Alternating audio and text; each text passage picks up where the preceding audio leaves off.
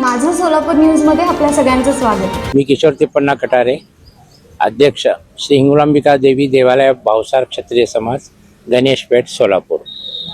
या मंदिराला आज 126 वर्षे पूर्ण होऊन 127व्या वर्षामध्ये आपण पदार्पण करत आहोत। हिंगोलांबिका ही 51 शक्तिपीठामधली पहिली शक्तिपीठ ज्याला आपण गणना केली जाते, त्या पहिल्या शक्तिपीठाचं ही हिंगोलांबिका देवी आहे। इथं दररोज विविध प्रकारचे औपचारिक पूजा होतात। सकाळ, दुपार आणि संध्याकाळी आरती होते आणि प्रसाद वाटला जातो। त्याच अनुषंगाने दरवर्षी प्रतिवर्षीप्रमाणे यावर्षी सुद्धा देवी प्रकट दिन म्हणून पूर्ण भारतामध्ये आम्ही भावसार क्षत्रिय समाजाची ही जी कुलदैवता आहे हिची पूर्ण भारतामध्ये प्रकट दिन साजरा केला जातो। तो या निमित्तानं दिनांक 17 रोजी हा प्रकट दिन साजरा आम्ही करीत आहोत।